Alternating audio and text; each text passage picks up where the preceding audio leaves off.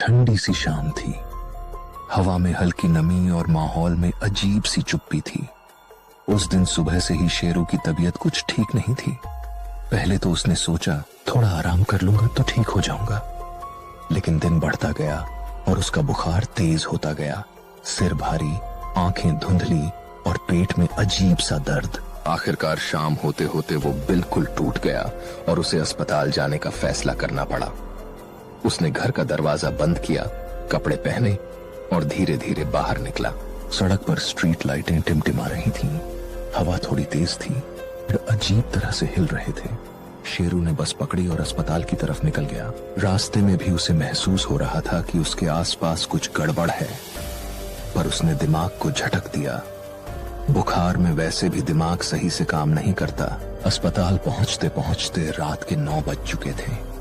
बाहर बड़ी भीड़ थी। लोग इधर उधर बैठे खड़े सब अपने अपने नंबर का इंतजार कर रहे थे। शेरू ने भी टोकन लिया और लंबी सांस लेकर कुर्सी पर बैठ गया। उसका टोकन नंबर काफी पीछे था। उसे समझ आ गया कि उसका नंबर रात में ही आएगा। धीरे धीरे रात बढ़ती गई। बाहर की भीड़ कम होती गई। आवाजें धीमी पड़ती गईं। शेरू के आसपास के लोग चले गए। घड़ी की सुई धीरे धीरे 11:30 पर पहुंची। तभी स्पीकर से आवाज आई, टोकन नंबर 70 शेरू। शेरू उठकर रिसेप्शन की तरफ गया। रिसेप्शन पर बैठी नर्स ने उसकी तरफ देखे बिना धीमे से कहा, कमरा नंबर 14 में जाएं। उसका चेहरा अजीब था, आंखें लाल, पर चलने की ताकत न होने के कारण शेरू ज्यादा सोच नहीं पाया। उसने सिर हिलाया और लंबे गलियारे में आगे बढ़ गया। गलियारा बहुत शांत था, इतना शांत कि शेरू को अपनी सांसें तक सुनाई दे रही थीं। दीवारों पर लगी लाइटें झपक रही थीं, जैसे बिजली की तारें पुरानी हों। फर्श पर जंग लगे निशान थे और कहीं कहीं सूखे खून जैसे गहरे भूरे दाग। शेरू सोचता गया, इतना पुराना अस्पताल है क्या? बाहर से तो ठीक लग रहा था, पर बुखार और कमजोरी के कारण वो ज्यादा ध्यान नहीं दे पाया। चलते चलते उसने देखा कि गलियारे के कोने में एक स्ट्रेचर रखा है। स्ट्रेचर पर एक सफेद चादर ढकी हुई थी। अजीब बात यह थी कि चादर हल्की हल्की हिल रही थी, जैसे उसके अंदर कोई सांस ले रहा हो। शेरू का दिल धड़का, लेकिन उसने खुद से कहा, शायद हवा होगी, और आगे बढ़ गया। कमरा नंबर 14 का दरवाजा थोड़ा खुला था। अंदर से अंधेरा और ठंडी हवा आ रही थी, जैसे कमरा रात भर से बंद हो। शेरू ने धीरे से दरवाजा खोला। अंदर हल्की सी नीली रोशनी थी। एक लंबी मेज, कुछ पुराने उपकरण और कमरे के कोने में एक कुर्सी उसकी तरफ पीठ करके रखी थी और उस पर कोई बैठा हुआ था। शेरू ने हिम्मत करके कहा, डॉक्टर साहब। कुर्सी पर बैठा इंसान बिल्कुल हिला नहीं। शेरू एक कदम और आगे बढ़ा। तभी कुर्सी वाले ने बेहद धीमी टूटी सी आवाज में कहा, देर से आए हो। शेरू ठिठक गया। उसकी रीढ़ में जैसे बर्फ उतर गई। उस शख्स ने धीरे धीरे सिर मोड़ा, पर चेहरा आधा अंधेरे में छिपा हुआ था। बस एक चमकती सफेद आंख दिख रही थी। मेरी तबीयत। शेरू बोल भी नहीं पा रहा था। वो साया उठकर खड़ा हो गया। उसकी चाल अजीब थी। पैर जमीन पर घिसट रहे थे और उसके पीछे की दीवार पर काले निशान बनते जा रहे थे, जैसे कुछ जल रहा हो। शेरू के समझ में नहीं आ रहा था कि वो इंसान है भी या नहीं। अचानक कमरे की सारी लाइटें तेजी से टिमटिमाईं। कमरे का तापमान गिरकर लगभग फ्रीजर जैसा हो गया। शेरू कांपने लगा। तभी एक तेज हवा चली। टेबल पर रखी फाइलें अपने आप उड़कर जमीन पर गिर गईं। एक फाइल सीधा शेरू के पैरों के पास आकर रुकी। कंपकपाते हाथों से फाइल उठाई। कवर पर लिखा था, डेथ केस 14, तारीख 2008। शेरू का दिमाग चकरा गया। कमरा नंबर 14, इस फाइल की तारीख सालों पुरानी। शेरू पीछे हटने ही वाला था कि अचानक दरवाजा धड़ाम से बंद हो गया। उसे लगा जैसे किसी ने दरवाजा जोर से धक्का देकर बंद किया हो।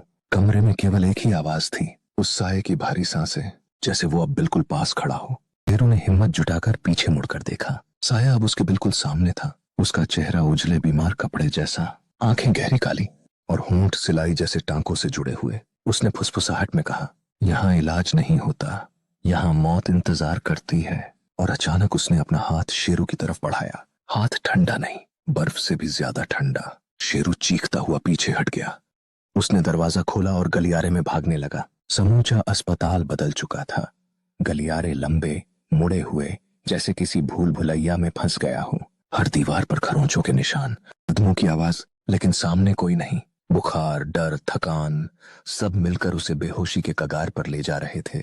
वह लड़खड़ाता हुआ बाहर की तरफ भाग रहा था। एक मोड़ पर उसे लगा किसी ने उसका कंधा पकड़ लिया, पर वहां कोई नहीं था। आखिरकार उसे अस्पताल का मुख्य दरवाजा दिखा। वह तेजी से भागा, दरवाजा धक्का देकर खोला और बाहर आकर पड़ा। सांसें टूट रही थीं, दिल फट रहा था। उसे लगा वह बच गया, लेकिन असली डर अब शुरू होने वाला था। थोड़ी दूरी पर बैठे एक बूढ़े गार्ड ने उसे देखा, चेहरा झुर्रीदार, आंखें लाल। वह धीरे धीरे आगे आया और बोला, बेटा, तुम यहाँ अंदर क्या कर रहे थे? शेरू हांफते हुए बोला, इलाज डॉक्टर, कमरा 14। अचानक सफेद पड़ गया। वह कांपती आवाज में बोला, ये अस्पताल सालों पहले बंद हो चुका है। हवा रुक गई। शेरू के कान सुन्न हो गए। उसने धीरे धीरे पीछे देखा। जहां से वह बाहर आया था वहां कोई बड़ा अस्पताल नहीं था, बस एक टूटी फूटी जर्जर इमारत, अंधेरी खिड़कियों और जंग लगे बोर्ड के साथ। जहां 2008 में आग लगने से 14 लोग मरे थे, जिस कमरे से वह आया था वह कमरा 14 ही था। शेरू के होंठ कांपे, उसकी आंखें धीमी होने लगीं। ने उसके कंधे पर हाथ रखा, लेकिन शेरू को लगा जैसे कोई बर्फीली उंगली उसे छू रही हो। दुनिया घूमने लगी और फिर वो गिर पड़ा। आंखें धीरे धीरे खुली। सबसे पहले उसे ठंड महसूस हुई, बहुत ज्यादा ठंड, इतनी कि जैसे कोई उसे बर्फ के पानी में डाले खड़ा हो। उसने खुद को एक पुरानी लकड़ी की बेंच पर पड़ा पाया। चारों तरफ अंधेरा था, बस कहीं दूर एक टूटी हुई ट्यूबलाइट झपक रही थी।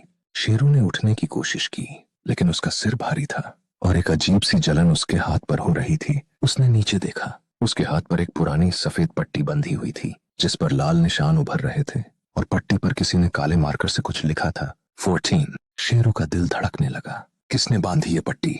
मैं तो बाहर गिरा था, फिर यहाँ कैसे? उसने चारों तरफ देखा। ये जगह अस्पताल का बाहर नहीं थी, बल्कि कोई पुराना वेटिंग रूम था। दीवारों पर जाले, टूटे पोस्टर, कोने से अजीब सी बदबू आ रही थी। अचानक उसे याद आया, वो बूढ़ा गार्ड, उसका डर, उसके पेट में गिरती ठंड, कहीं वही तो मुझे। शेरू ने खुद को संभाल कर दरवाजे की तरफ कदम बढ़ाया। दरवाजा आधा टूटा था और दूसरी तरफ बिल्कुल गहराई वाला अंधेरा। जैसे ही उसने दरवाजे को धक्का दिया, अंदर से सांसा की आवाज आई, जैसे कोई बहुत पास खड़ा हो और इंतजार कर रहा हो। शेरू ने हिम्मत की और घुप अंधेरे गलियारे में कदम रखा। गलियारा लंबा था, चुप्पी इतनी गहरी कि उसकी सांसों की आवाज तक गूंज रही थी। दीवारों पर अजीब निशान बने थे, कुछ खरोंच जैसे, कुछ हाथों के प्रिंट जैसे, और कुछ ऐसे जैसे किसी ने नाखूनों से दीवार पर नंबर 14 को बार बार खोदा हो। अचानक कहीं दूर स्ट्रेचर के पहिए घिसटने की आवाज आई, धीरे, तेज, फिर बिल्कुल पास। पर शेरू ने हिम्मत की और गलियारे में आगे बढ़ता रहा। चलते चलते उसे बाएं तरफ एक कमरा दिखा।